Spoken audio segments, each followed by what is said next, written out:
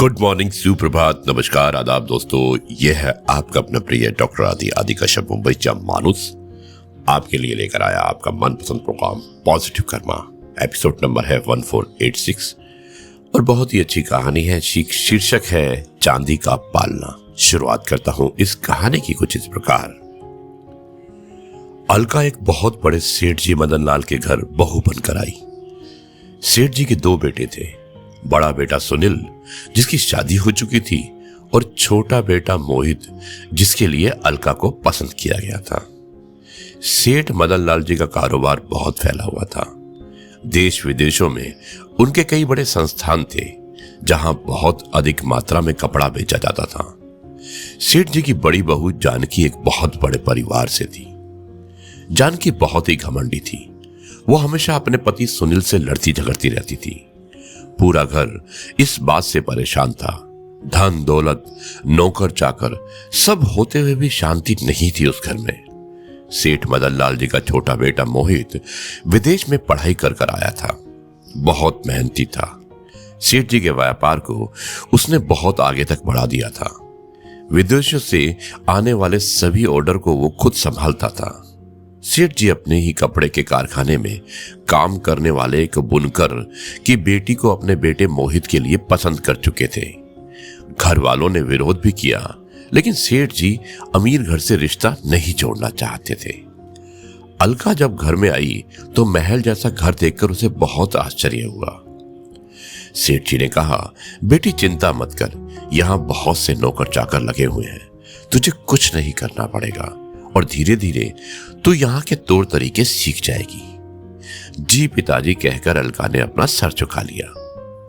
जानकी जानती थी कि अलका गरीब घर से है, इसलिए वो उसे दबा कर रखना चाहती थी। कुछ दिन बाद अलका के पिता और उसका छोटा भाई जगत केवल 8 साल का था, अलका को विदा कराने आए। सेठ जी ने दोनों बाप बेटों का बहुत अधिक सत्कार किया। अपनी बेटी को देखकर उसके पिता की आंखों में आंसू बहने लगे। बेटी तुझे इतना सुख मिलेगा ये तो मैंने सपने में भी नहीं सोचा था। अलका अपने पिता और भाई से मिलकर बहुत खुश थी। विदा होते समय सेठ जी ने कहा, जब बिटिया का मन भर जाए तो पीहर से बता देना, मैं मोहित को भेज दूंगा और हाँ, साथ में अपने बेटे को भी भेज देना, अपनी बहन के साथ कुछ दिन रह लेगा। सेठ जी, दामाद जी के लायक हमारा घर नहीं है, मैं इसे खुद ही छोड़ आऊंगा। सेठ जी ने कहा, नहीं जी, जो रीति रिवाज है वो तो है ही, वो ही जाएगा आपके घर। जैसा भी है उसका ससुराल है और हाँ, इसके भाई को साथ जरूर भेज देना। हमारे घर में कोई बच्चा नहीं है, हमारा भी मन लगा रहेगा। उसके बाद सेठ जी ने अपनी गाड़ी से तीनों को घर भेज दिया। घर आकर अलका सारी बात बताती है। उसकी बातें सुनकर अलका की मां रोने लगती है। बेटी, हमारी औकात नहीं थी तेरे लिए ऐसा घर ढूंढने की, ये तो सेठ जी की मेहरबानी है, हमेशा सबकी सेवा करती रहना। कुछ दिन बाद अलका को लेने मोहित आता है और वो अपने साथ जगत भी ले जाता है। अलका और जगत का स्वागत होता है। जगत तो उसको तो बहुत प्यार करते हैं सब लोग, क्योंकि छोटा सा 8 साल का बच्चा होता है, सिर्फ जानकी को छोड़कर, क्योंकि वो बहुत पैर रखती थी। एक दिन जगत खेल रहा था, तभी उससे एक कांच का बहुत सुंदर गमला टूट गया। कांच पूरा फैल जाता है, जिसके कुछ टुकड़े जगत के पांव में भी लग जाते हैं और ये देखकर जानकी बहुत गुस्सा होती है। जाहिल गरीबों, पता भी है तुम्हें कि कितना महंगा गुलदस्ता था ये, सारा गुलदस्ता तोड़ दिया। अलका, तेरा बाप पूरी जिंदगी भी हमारे कारखाने में काम करेगा ना, तो भी इसके दाम नहीं चुका सकता, जानकी ने गुस्से में कहा। अलका ने कहा कि दीदी, बच्चा है, गलती हो गई है, माफ कर दीजिए। अलका जल्दी से जगत को गोद में उठाकर अपने कमरे में ले जाती है। उसके पैर से कांच निकालती है। जगत को बहुत दर्द हो रहा था और वो जोर जोर से रो रहा था। ये सुनकर जानकी का गुस्सा 7वें आसमान पर पहुंच जाता है और वो जगत को मारना शुरू कर देती है। अलका उसे बचाती रही, लेकिन जानकी ने 8 साल के बच्चे को मारने से नहीं छोड़ा। कहां से भिखारी इकट्ठे हो गए, जानकी ने गुस्से में कहा।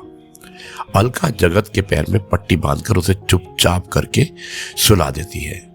शाम को अलका बाकी सबके आने से पहले एक गाड़ी में बैठकर जगत को अपने पिता के घर पहुंचा देती है, जिससे कि बात ज्यादा ना बढ़ जाए।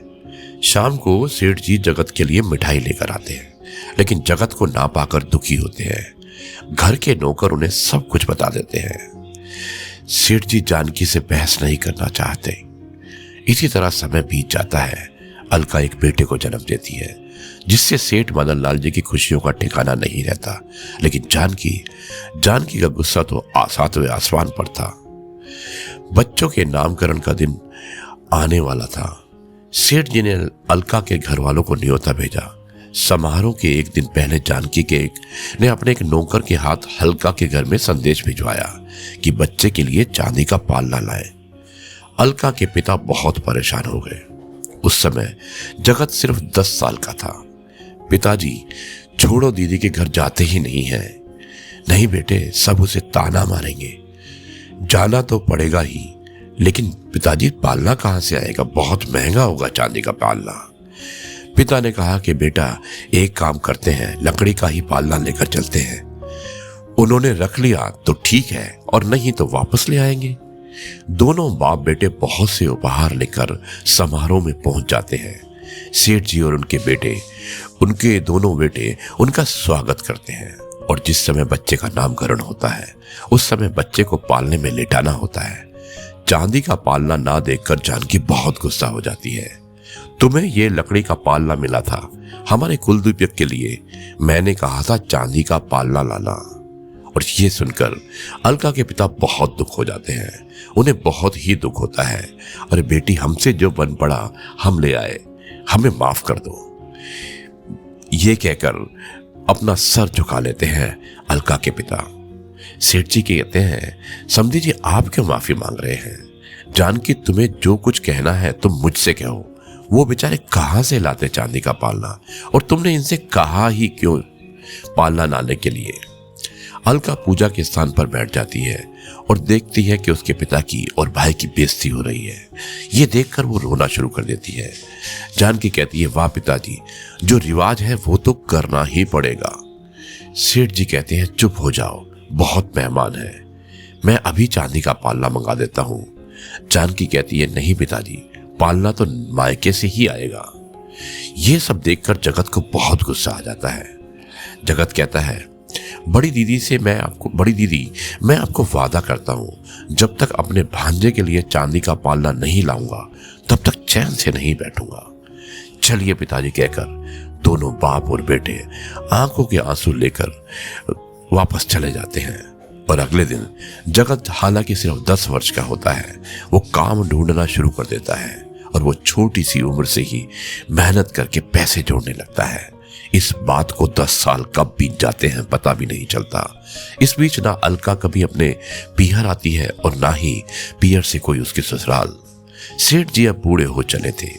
वो ज्यादातर घर पर ही रहा करते थे। एक दिन उनके घर के सामने एक बड़ा सा ट्रक उतरता है। उसमें बहुत सा सामान होता है। ट्रक के साथ आए मजदूर एक एक करके सारा सामान अंदर ले जाने लगते हैं। सेठ जी उनसे पूछते हैं, लेकिन वे बिना कुछ बताए सारा सामान घर के आंगन में रख देते हैं। सेठ जी कहते हैं, ये सब क्या है? हमने तो कुछ मंगवाया ही नहीं। तभी बाहर एक आलीशान कार आकर रुकती है। उसमें से एक बहुत सुंदर युवक आकर बाहर निकलता है। घर के आंगन में पहुंचकर सेठ जी के पैर छूता है। सेठ जी कहते हैं, बेटा, तुम कौन हो और ये सब क्या कर रहे हो? अलका और जानकी वहां पर आ जाते हैं। अलका कहती है, जगत तो कितना बड़ा हो गया है, पूरे 10 साल हो गए हैं तुझे देखे। जगत कहता है, दीदी आपने पहचान लिया? अलका कहती है, हाँ, अपने भाई को कैसे भूल सकती हूं। बता, माता पिता कैसे हैं? जगत कहता है, सब ठीक है। बड़ी दीदी, थोड़ी सी देर हो गई, ये देखो। और ये कहकर वो नौकरों को इशारा करता है। नौकर सारे सामान से कपड़ा हटा देते हैं और एक बड़ा सा चांदी का पालना निकलता है। बहुत सारे हीरे, सोने के जेवर और बच्चे के लिए चांदी के खिलौने। पूरा घर उनकी चमक से चमचमा जाता है। जानकी कहती है, भैया मुझे माफ कर दो, मैंने घमंड में तुम्हारे पिता का अपमान किया, उसकी मुझे यही सजा मिली कि मेरे कोई औलाद नहीं है। अलका अपने भाई के गले लगकर खूब रोती है। अलका कहती है, भैया कभी बहन की याद नहीं आई? जगत कहता है, बहन याद तो बहुत आती थी, लेकिन पिताजी का अपमान यहां जाने से रोक लेता था। आज मैंने अपना फर्ज पूरा किया, तब तुझसे मिलने आया हूं। अलका कहती है, पिताजी का अपमान मेरे कारण हुआ, इसलिए मैं कभी मायके नहीं आई, किस मुंह से आती? बहन मुझे माफ कर दो, ऊपर वाले ने तो मुझे सजा दे ही दी। जानकी भी रोते रोते कहती है। अलका कहती है, नहीं दीदी, मुझे आपसे कोई शिकायत नहीं है, हमें अपने से ऊपर घर में रिश्ता नहीं करना चाहिए था। सेठ जी कहते हैं, बेटी ठीक कह रही हो, मैं अपने घर के लिए सुख लेने आया था और तुम्हारे हिस्से में दुख भर गया। जगत कहता है, सेठ जी क्या मैं अपनी दीदी को अपने साथ ले जा सकता हूं? इस चांदी के पालने ने रोक रखा था मुझे आने के लिए। सेठ जी कहते हैं, बेटा हमें शर्मिंदा मत करो, अपनी दीदी को ले जाओ और जब तक चाहे वहां रखना, और अपने पिताजी से मेरी तरफ से हाथ जोड़कर माफी मांग लेना। और अलका अपने 10 साल के बेटे को लेकर अपने भाई की गाड़ी में बैठकर अपने पीहर चली जाती है। दोस्तों ये थी कहानी चांदी का पालना, और मुझे उम्मीद है ये कहानी आपको अवश्य पसंद आई होगी। अब मैं इस कार्यक्रम को यहीं पर समाप्त करता हूं और कल आपसे एक बार फिर मुलाकात होगी कुछ नई बातों के साथ। तब तक के लिए कहता हूं, जय गुरु जी, शुक्राना गुरु जी।